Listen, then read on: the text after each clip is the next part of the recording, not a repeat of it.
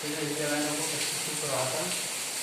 आज का बहुत ही महत्वपूर्ण टॉपिक बात्या भट्टी। बहुत ही इंपॉर्टेंट क्वेश्चन आता है इससे।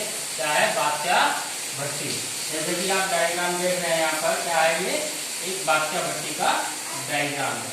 इस भट्टी द्वारा लोहा धातु का निष्कर्षण किया जाता है। मैं इसका एक बार वर्णन कर रहा हूँ, बहुत ध्यान से समझेंगे। डायग्राम के माध्यम से इसकी पूरी थ्योरी होगी। तो ये लगभग 90 फीट ऊंची षटभुजाकार भट्टी होती है। इसका आधार आयताकार होता है। इस आयताकार भाग में दो द्वार होते हैं। निचले द्वार को धातु द्वार और ऊपरी द्वार को मैल द्वार कहते हैं। मैल द्वार के समीप गर्म वायु के दो पाइप लगे रहते हैं, ये टायर्स कहते हैं। अंदर भट्टी के अग्निशय ईंटों का अस्तर लगा रहता है। अग्निशय ईंटों का अस्तर लगा रहता है। ऊपर से चार्ज डालने के लिए शंकुनुमा प्रबंध होता है। ऊपर से चार्ज डालने के लिए शंकुनुमा प्रबंध होता है। चार्ज के रूप में एस्क, चूना पत्थर और कोक को लिया जाता है। चूना पत्थर ऐसे गालक का काम करता है यहाँ पर, और कोक अपचायक के रूप में प्रयोग किया जाता है। इस भट्टी की सबसे बड़ी जो विशेषता होती है वो ये है कि एक ही भट्टी के अंदर अलग अलग तापक्रम के अलग अलग क्षेत्र पाए जाते हैं। जैसे अपचयन क्षेत्र, मैल क्षेत्र, गलन क्षेत्र और दहन क्षेत्र। ये इस भट्टी की सबसे बड़ी विशेषता होती है। क्वेश्चन बोर्ड एग्जाम में बहुत पूछा जाता है, बात्या भट्टी का नामांकित चित्र बनाकर इसके विभिन्न क्षेत्रों में होने वाली रासायनिक अभिक्रियाओं को लिखिए। और कभी कभी इतना पूछा जाता है इसमें कि बात्या भट्टी का नामांकित चित्र बनाइए। तो चित्र को बहुत ध्यान से देखेंगे, नोट्स बनाते रहेंगे इस वीडियो के माध्यम से अपना। तो अब बात्या भट्टी के विभिन्न क्षेत्रों में होने वाली रासायनिक अभिक्रियाएं देखेंगे।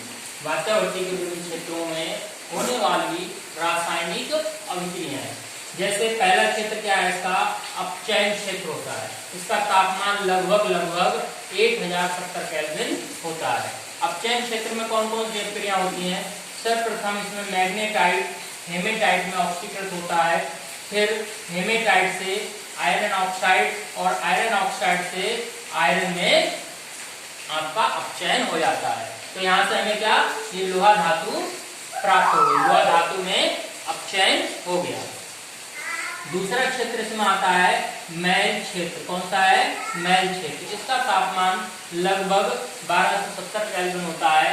इसमें जो एच चार्ज के रूप में चूना पत्थर लिया, ये चूना पत्थर पहले क्या होता है, उच्च ताप पर लगभग ब्रेक हो जाता है कैल्शियम ऑक्साइड और कार्बन डाइऑक्साइड में, और फिर बाद में कैल्शियम ऑक्साइड जो गालक का काम करेगा और इसमें उपस्थित SiO2 की जो अशुद्धि होगी उससे क्रिया करके कैल्शियम सिलिकेट धातु मल का निर्माण कर लेता है। तो इस क्षेत्र में क्या होता है, धातु मल का निर्माण होता है, तो इसको मैल क्षेत्र कहते हैं। तीसरा क्षेत्र इसमें आता है वो क्या है, गलन क्षेत्र। गलन से मतलब गलना। तो इस गलन क्षेत्र में आपका धातु आयरन और जो धातु मल बना, ये दोनों गलकर इस आयताकार भाग में एकत्रित हो जाते हैं, जिससे मैल हल्का होने के कारण उसकी मैल द्वार से बाहर हो जाता है और धातु भारी होने के कारण निचले धातु द्वार से बाहर से हमें पिघला हुआ कच्चा लोहा प्राप्त हो जाता है। चौथा क्षेत्र है दहन क्षेत्र। तो यहाँ पर स्टार्टिंग में क्या था, चार्ज के रूप में कोक लिया था। वो कोक क्या होता है, यहाँ पे गर्म वायु ऑक्सीजन होगी, उससे क्रिया करके क्या होगा, CO2 और कुछ मात्रा कार्बन मोनोऑक्साइड गैस की इस क्षेत्र में बनती है। ये दोनों गैसें क्या करती हैं, इस भट्टी का तापमान बनाए रखने में भी सहायक होती हैं। यहाँ से कार्बन मोनोऑक्साइड आप देख रहे हैं जिसका काम कर रही है, ये अपचायक का भी काम करती है। तो ये थी बात्या भट्टी और उसके विभिन्न क्षेत्रों में होने वाली रासायनिक अभिक्रियाएं।